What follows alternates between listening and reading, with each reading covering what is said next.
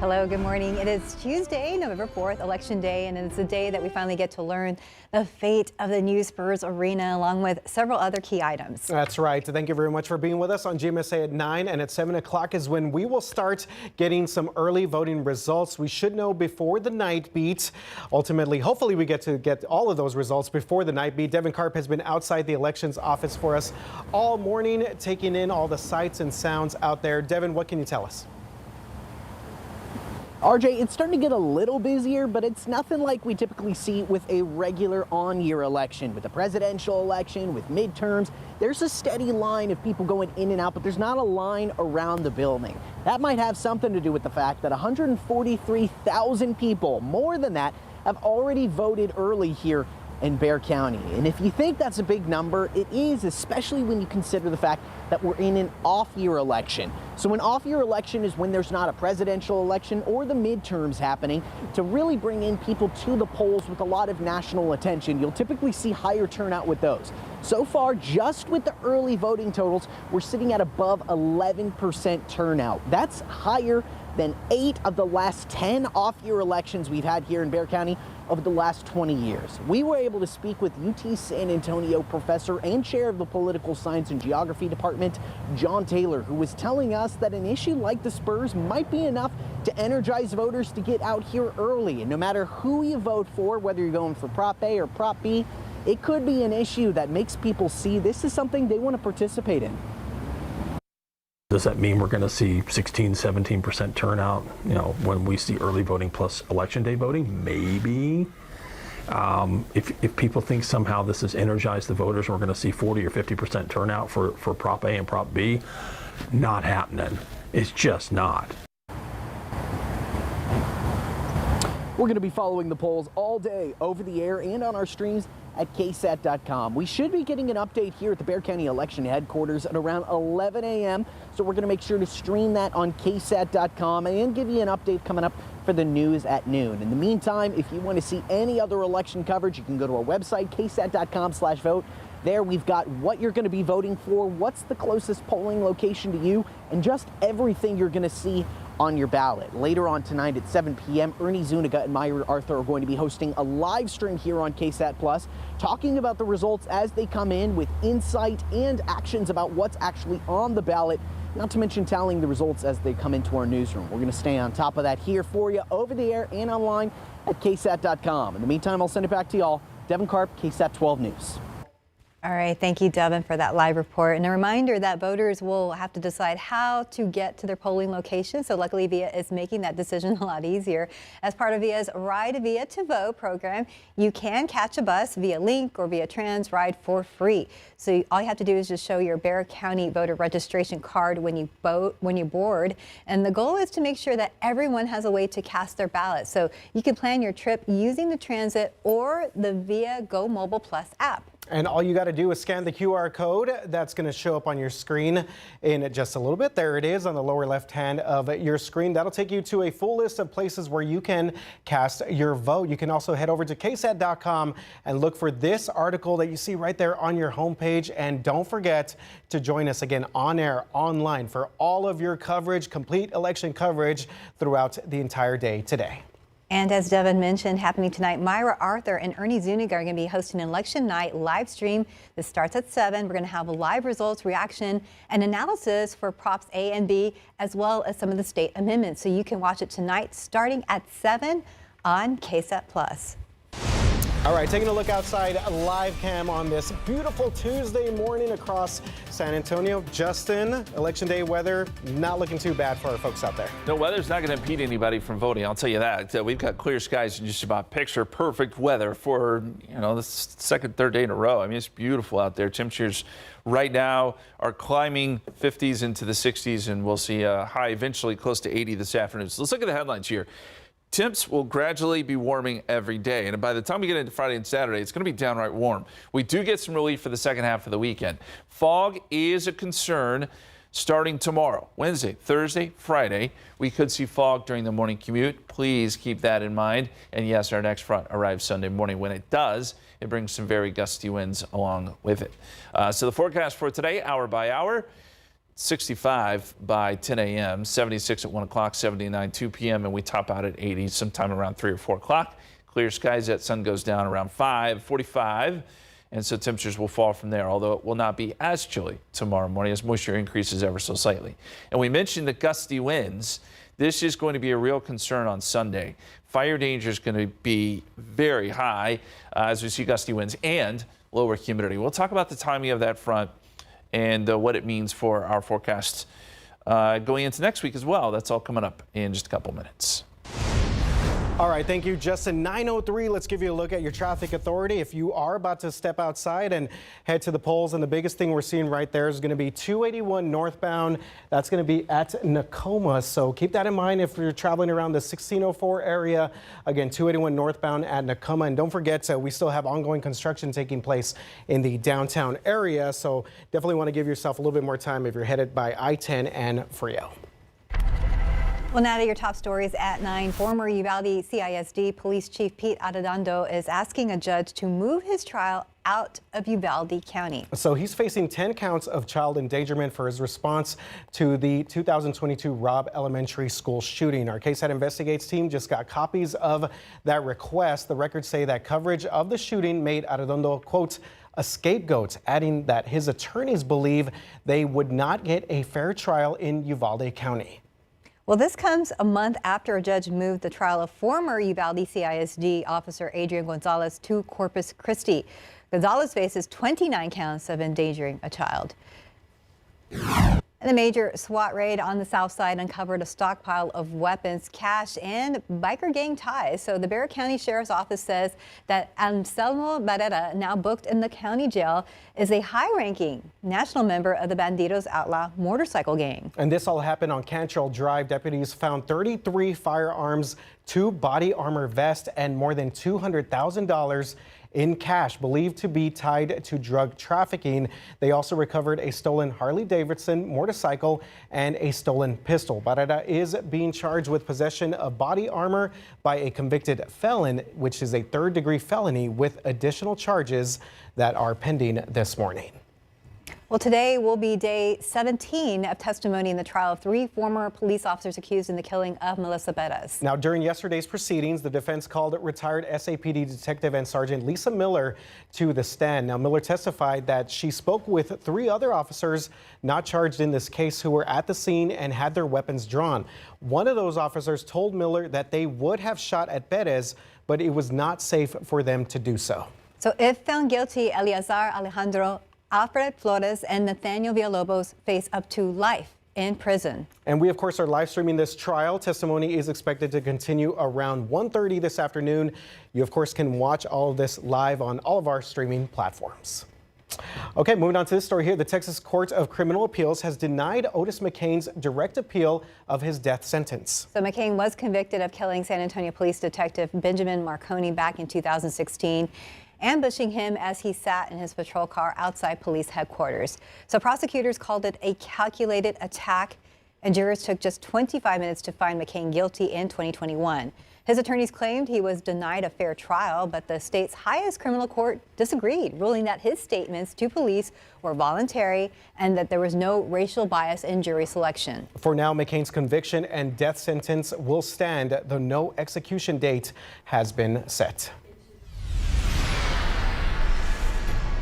Are you affected by the government shutdown? Follow me to come get a free hot meal in downtown San Antonio, Texas. Now through Friday, November 7th, Corazon Ministries is teaming up with Travis Park Church to help people in need.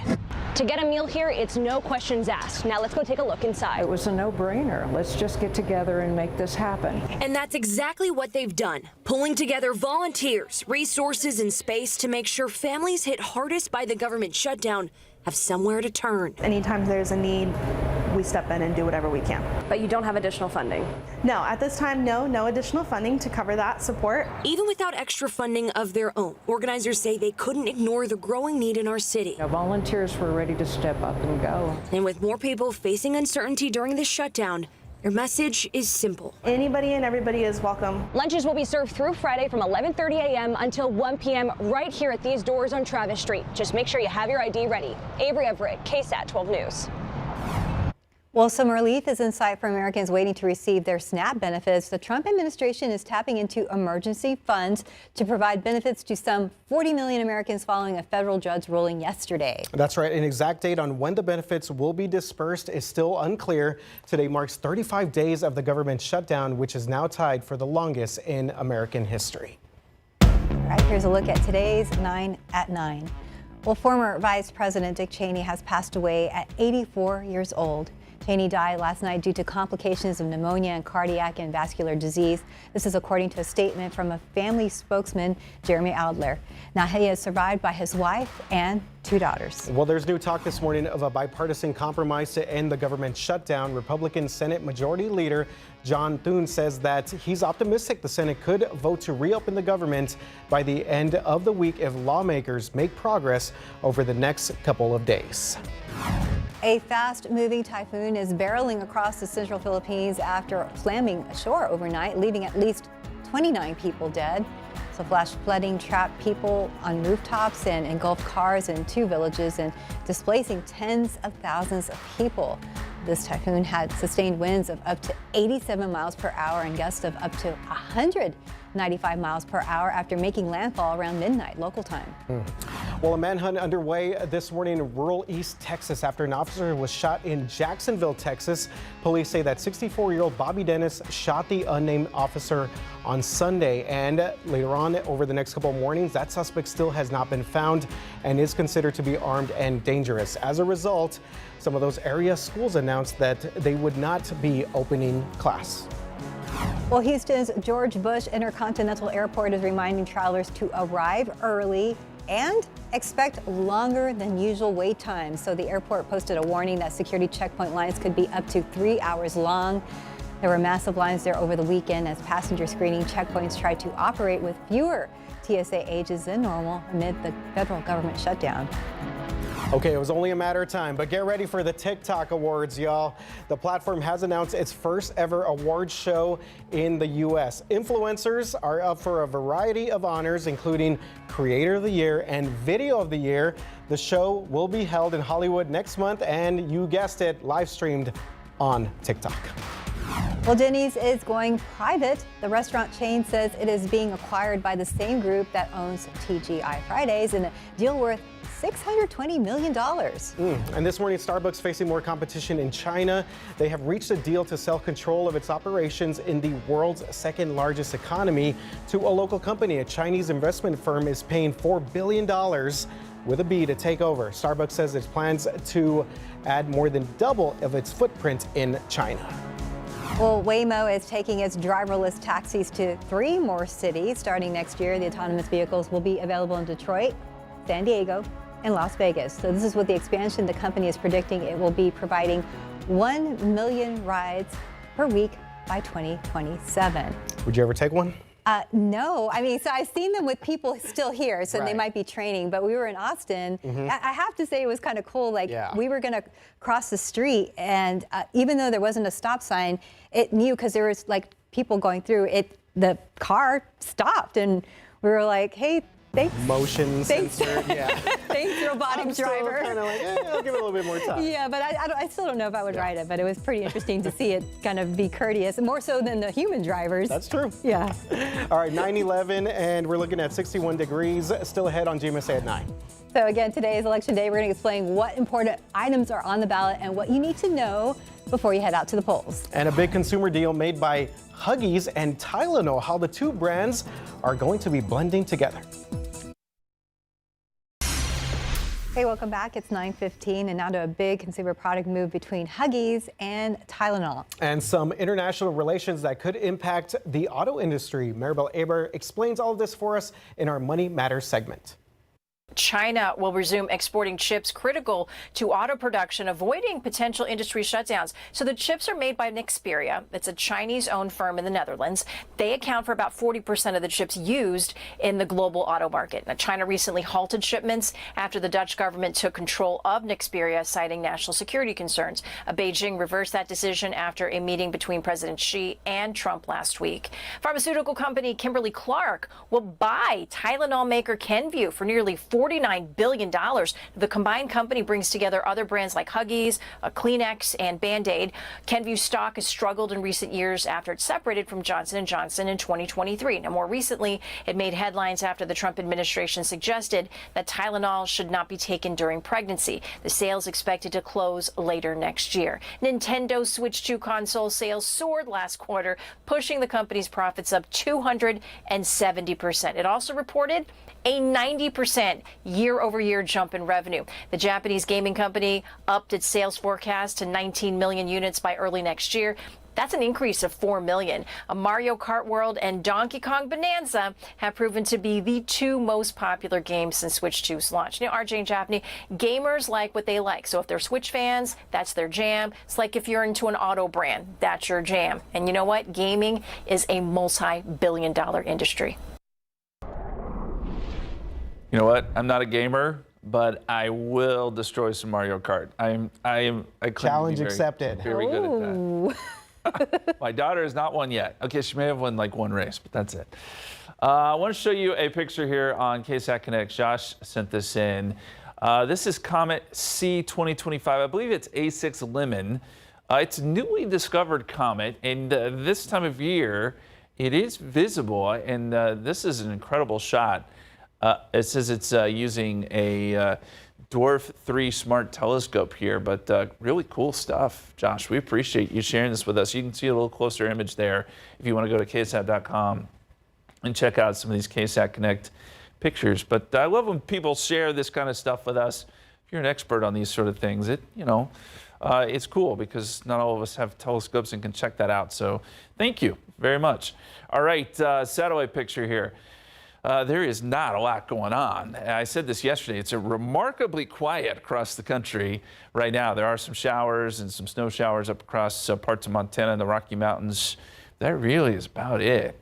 It's kind of an unusual pattern in that sense. And you go outside, very, very quiet here in San Antonio too, and just downright comfortable. 61 degrees at this hour, 61 in New Braunfels, 63 Converse, 59 Bernie, 62 right now in Stinson. Light winds. I mean, you can't draw it up any better than this. 73 noontime. It does get a little warm in the afternoon, but, beggars can't be choosers, right? 80 degrees is where we get to, and it is a little bit above average, but nice nonetheless. Now, here's what we're going to watch the next couple of days, and that is going to be fog impacting our morning commute. So we're going to fast forward here to tomorrow at 4 a.m., and you'll notice that we start to get some visibility issues around here. Now, it'll take some time, but I think you'll see fog build, and it's hard to know exactly where, but I do think that we'll see some dense fog in spots where visibility may go down to 1/10 of a mile. And obviously, we know this impacts the morning commute when we see this kind of fog. So I think we see this tomorrow. I also think we see this Thursday and Friday.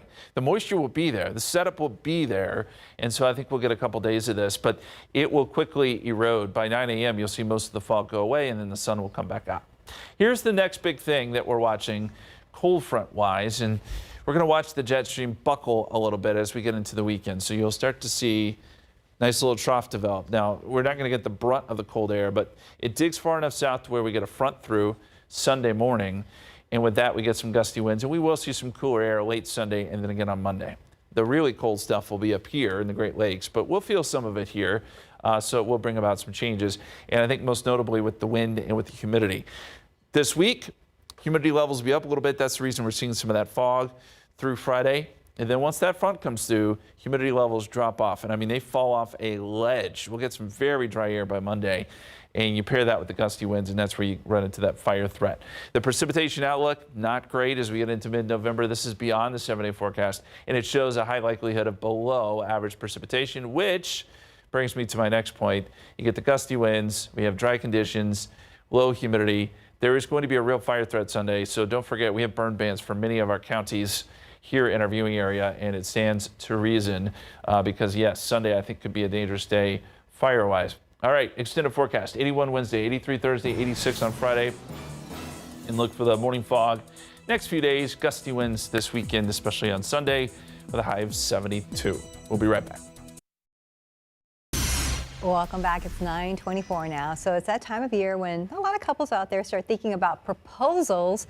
However, this year, the cost of saying yes is climbing pretty fast. Yes, glad I'm already locked in. I have to think about some of these soaring gold prices to choosing that type of diamond. Our very own Patty Santos spoke with a jewelry expert who breaks down what you need to know before you go out and buy. Nothing says love like the perfect engagement ring. So pretty. What's not romantic is thinking about tariffs, rising gold prices, and competition between lab-grown or natural diamond sellers. This is how we inspect, obviously, the stones. And Kelly Wade-Fry, a jewelry store owner and gemologist, says on average, couples can expect to pay in the range of $4,000 just for the engagement ring, with designer prices costing a lot more. To know where you are in your life and spend what you're comfortable with and buy something beautiful and that is significant to present, because, the intention when you're getting engaged is you're showing your sacrifice. Wade says showing that emotional investment is getting more sacrificial. When I started in the jewelry business, gold was $400 an ounce. And last I checked yesterday, it was $4,200 an ounce. The popularity of lab-grown diamonds has driven down prices. Wade doesn't carry them at her store, but understands the lure. Just people are making a decision for, financial reasons. Here's what she says. If you're in the market for an engagement ring, ask about gold carat. 24 is the purest form of gold, 10K is the least. Knowing that could impact the price you pay. She cautions against buying online. While it is cheaper, nothing beats walking out of the store knowing exactly what you paid for. And deal with AGS certified jewelers. Documentation about the diamond's quality protects your hard-earned investment. Oh, and one more thing. Buy the engagement ring, and then there is a wedding band that you wear with the engagement ring. So sometimes men don't know that. So I think it's always one of those surprise, wait, I have to buy another ring? All right, good advice. I didn't know if that many guys knew that you didn't have to just get the engagement ring and then the wedding band later on. I think it depends. Each couple can work it out in their own way. Yes, definitely. Maybe it can be a joint effort. That'll work too. Yeah, that's like what my wife and I did. We just did ours together. At the same time. Yeah. Whatever you do will be a great decision. Absolutely. Well, time now is 9:27, and we are at 61 degrees for now. You are watching GMSA at 9. All right, former Republican Vice President Dick Cheney has passed away this morning at the age of 84. Still ahead, we're going to look back at his life and legacy. Out there with live cam. We are starting at 61 degrees. Well, I say starting. Right now it's 61 degrees. It was a little colder earlier, but not too bad overall. Just we know we're going to hit those warmer temperatures. How was that morning run? Didn't get the run in, but I went to vote. She went to go vote, man. Better. Even better. I ran to for vote. Civic duty. Yeah, yes. exactly. Yes, great day for Election Day. Sometimes on Election Day it's rainy or cold or whatever. Today is perfect. It really is. Sunrise this morning was at 6:50. Sunset will be at 5:45. Of course, the polls close at 7. Total sunlight, 10 hours, 54 minutes. That's sunset. Yeah, it's early now, right around dinner time. Molds are low. Fall elm is low. Both of these numbers fell from where they were yesterday. We're kind of hitting that fall break, is what I like to call it, between now and when what kicks in December. So we're not quite there yet, and I think we'll see some pretty decent counts going forward.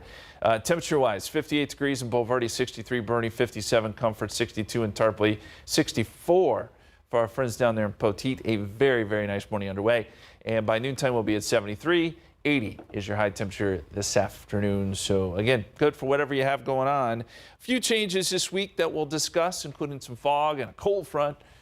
And we'll look back at the 2025 hurricane season with about a month left to go. We'll show you what we've seen over the last few months, guys. That's coming up. Thank you very much for that, Justin. Well, of course, today is the day that I know a lot of folks have been looking forward to. Tuesday night is election night, and there are so many big issues on the ballot that could impact downtown San Antonio and other small communities in our area. Be sure to join us throughout the day here on KSAT, on air and online, for all the latest election day coverages, from Props A and Props B that could shape the future of the Freeman Coliseum, the Frost Bank Center, the east side of San Antonio, to what Project Marvel could potentially look like if Proposition B is ultimately passed. We're going to have it all covered for you throughout the day. You can find your sample ballot and all the lists of polling locations. The polls will be open from 7 a.m. to 7 p.m. on Tuesday. Just go to kstat.com/vote for the very latest on all of that. Myself, Myra Arthur, and Stefania Jimenez will have you covered throughout the evening, starting at 7 p.m. with a special stream on KSAT, the KSAT Plus app, and ksat.com. So be sure to join us for that. And of course, Stephanie and I will have a complete wrap-up of the day's events on Tuesday night, on the night beat at 10 o'clock. Again, ksat.com/vote for the very latest on election night 2025. Okay, thank you very much, Ernie. I know they're going to have their political experts, analysts here to kind of break everything down. As we get set, of course, Bexar County voters deciding today if the county can allocate funds for two venues. That would be the Frost Bank Center and this proposed downtown arena for our San Antonio Spurs. So we're talking about Proposition A and Proposition B here, and opponents to Prop B held a news conference to urge people to vote no. We are against public funding for private development because this will not benefit our San Antonio families. However, advocates of Props A and B argue it would give our city new opportunities. Now is the time to stay together, get together, and shape the future of this city. The Spurs and the Win Together campaign were not available for an interview ahead of the election. And this morning, Devin Karp has been out at the elections office for us with what people need to know before they head out to the polls. Hi, Devin. Hey guys, good morning. Okay, there's certainly not a line wrapping around the building here at the elections department like we've seen in some bigger year elections, but there is a line inside. We've got a little bit of an inside source. One of our producers, Ainsley, is doing her civic duty and voting, and she's actually been timing herself how long it takes to get in line. She told me she's been waiting in line about 10 minutes so far, and she's almost at the front. So there is a pretty big turnout that's already been for early voting. More than 143,000 people have already cast their ballots, and if that seems like a big number, that's because it is, especially when you compare this to other off-year elections. Now, when I say off-year elections, I'm talking about election where there's not a presidential or midterm election happening. Those bigger national issues and national candidates can often drive voters to the polls and increase turnouts. But on an off-year election, so far, just from early voter turnout, that's already sitting higher than the last 8 out of 10 off-year elections we've had in November over the last 20 years or so. We were able to speak ahead of time with UT San Antonio Chair of the Political Science Department, Professor John Taylor, who was telling us that something like the Spurs and increased advertising from the Win Together campaign has most likely drawn voters out into the area. But if you're expecting to see voter turnout in the 40 or 50%, you're not going to see that. Early voting itself, this is typical in Texas to see relatively low early voting. If we did not have Prop A and B on the ballot, turnout in this county would probably be somewhere around 5% for the constitutional amendments at best.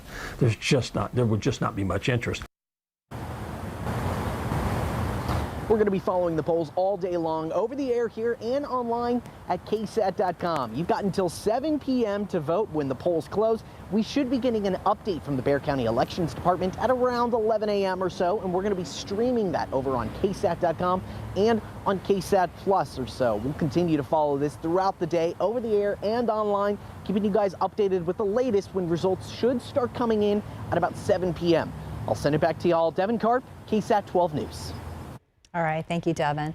Well, 5 departures in less than 5 months from Mayor Gina Ortiz Jones's office. One of the latest gone in under a week. That's right. The turnover rate of taxpayer-funded positions in the mayor's office is definitely raising some eyebrows. City Hall reporter Garrett Berger is looking into what it could mean for the mayor's office and for you. The mayor's office is averaging more than one staffer out the door every month, and some of these have been quick. Talking to the head of UTSA's political science department, he says it suggests instability. This is not trying to disparage the mayor, but it begs the question about what exactly is going on. I mean, I could make a joke here about that, Hogwarts analogy that professors for the Defense Against the Dark Arts last longer than people in the mayor's office. Professor John Taylor doesn't have any direct insight into what's happening at the mayor's office. But he says the problem is perception. Perception is everything in politics, and we're given the perception of instability when in reality it may not be instability. 4 of the 5 staffers resigned, including Jones' campaign manager turned first chief of staff, who left less than a month into the job, and an event services director who said he had decided to, quote, seek other positions that allow me to rebalance my work and family life. The staffer who didn't resign was a spokesman who worked briefly for the mayor around late July before being reassigned back to neighborhood and housing services. He said on LinkedIn he had been told he was, quote, not a good fit. On Friday, the mayor's office confirmed the resignation of the latest 2 staffers, including a spokesman whose hiring had only been announced on Tuesday. It's not clear exactly why he left, but he told us in a statement, in part, my decision to step away from the role allows me to better align with my passion and experience. Taylor says the turnover can make continuity within the mayor's office an issue, which could mean it's harder for the mayor to actually get done what she wants. Harder. It just simply is. This is why you want to have people who have experience, who have enthusiasm, and share the mayor's vision. While shooting this just over an hour ago, we actually ran into the mayor, but she declined to comment on the story. With no on-staff spokesperson, the mayor's office continues to use a contracted PR firm to field media inquiries. They told us today that the mayor's office can't comment on personnel matters. At City Hall, I'm Garrett Berger, KSAT 12 News. Richard Bruce Cheney forged an identity as a no-nonsense, loyal gatekeeper for George W. Bush, through whom access and influence flowed. I picked him because he's strong, he's steady, and he gets the job done. Cheney was a seasoned Washington insider long before becoming vice president. He began his public service career in the Nixon administration and then became chief of staff for President Gerald Ford. In 1978, Cheney was elected to Congress from his home state of Wyoming. He spent a decade there until the first President Bush asked him to serve as Secretary of Defense. After President Bush lost re-election, Cheney became head of the oil services giant Halliburton. It was a job that kept him steeped in foreign policy, and later the job became a lightning rod for his critics. When George W. Bush secured the Republican nomination in 2000, he tasked Cheney with vetting candidates for vice president, but ultimately offered him the job. Cheney's health was a major concern. He'd had 3 mild heart attacks and a quadruple bypass before he was 50, and suffered another heart attack shortly after the 2000 election. I've got a doctor that follows me around 24 hours a day that comes with a job as vice president. His health continued to be an issue once he was out of office. In 2012, at the age of 71, Cheney underwent a heart transplant. In the Bush administration, Cheney was considered a hawk who was instrumental in the decision to invade Iraq. Cheney believed history would prove they made the right move. What we did in Iraq and taking down Saddam Hussein was exactly the right thing to do. During the second term of the Bush administration, Cheney would find himself at the center of controversy when his chief of staff, I. Scooter Libby, was sentenced to prison in connection with the leak of a CIA agent's name. The president commuted Libby's sentence but did not pardon him, a move sought by some conservatives. Late in his career, Cheney admitted he differed from many in his party on the issue of gay marriage. As many of you know, one of my daughters is gay. I think people ought to be free to enter into any kind of union they wish. In his 2011 memoir, Cheney accused Secretary of State Colin Powell of seeking to undermine President Bush by expressing doubts about the Iraq War. He also said Powell's successor, Condoleezza Rice, misled the president about negotiations with North Korea. Both have disputed the claims. Cheney had no interest in running for president after leaving office, but he continued to be an outspoken voice for the Republican Party. In Washington, I'm Sunlin Sarfati. There you go. Former VP Dick Cheney, definitely a political force. Your time now is 9:42, 61 degrees outside. You're watching GMSA at 9 o'clock. Well, the time is almost here for that holiday shopping. And this year, as people worry about the rising cost out there, the good news is there are ways to stay on budget. We're going to explain after the break. Welcome back. It's 9:46, and a lighter note here, still speaking of the holidays, is what you get when you cross Oreos with Thanksgiving. So Oreo here is launching 6 new Thanksgiving-themed flavors. Those include, okay, here, bear with me, turkey and stuffing. Wow. Sweet potato and creamed corn. All right, I know Justin's mouth is just watering right now thinking about this. Caramel apple, pie, pumpkin pie, and also cranberry sauce. I would try those out maybe. I don't know what the other ones. Each Oreo cookie is covered in fudge that's infused with one of those 6 flavors. The Thanksgiving flavored Oreos are only available through their website. I like the tin. I'll say that. That's pretty. All right. Well, Macy's has lifted the veil on their annual Thanksgiving Day parade balloon lineup. And to give a first look at some of the brand new balloons that will be flying high over one of the Big Apple's biggest celebrations. That's right. Volunteer handlers did a test float of some kooky and interesting new characters that includes Mario, love him, Shrek, there you go, Buzz Lightyear, and also Pac-Man. Surprised Pac-Man hasn't been in the Macy's Thanksgiving Day parade. Yeah, Pac-Man making a comeback. I think it was was it last week that Pac-Man was on Google? Oh, that's right. Yeah. Yes, you could navigate the little Pac-Man. And you could play, and I was like, oh wow, this is like the old days. Takes me back. You got those turkey Oreos still in your head? No, I don't. No thanks. But what I am I've always wondered how they make those floats, how that happens. Because you don't know what it looks like till you blow it up, but how do they stitch it together? And it's got to be a lot of work, I would imagine. Computers and stuff. Impressive stuff. Yeah, a lot of smart people. Things I think about. All right, let's jump into the forecast. I'll quit talking.